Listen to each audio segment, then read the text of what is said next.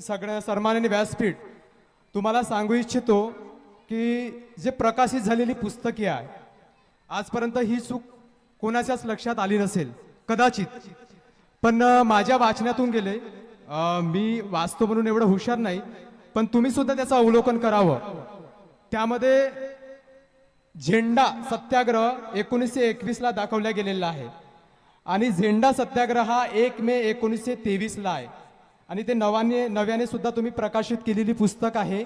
त्याच्या सुद्धा मध्ये सुधारणा नाही त्या पुस्तकीमध्ये झेंडा सत्याग्रह हा 1921च दाखवलेला आहे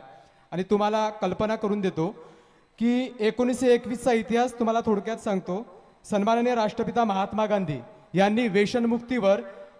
एक आंदोलन केलं आणि त्या आंदोलनामध्ये हलबा समाजाचे लोक कोष्टी समाजाचे लोक होते आणि त्यानंतर त्याच 1921 मध्ये विदेशी वस्तूचा महात्मा गांधी यांनी बहिष्कार केला होता आणि त्याच्यानंतर भारत सोडो चले जाओ चळवळ 1942 ला सुरू झाली होती तरी मान्यवरांना विनंती आहे की त्याकडे थोडं लक्ष द्यावं आणि त्याच्यामध्ये थोडं सुधारणा करावं माझं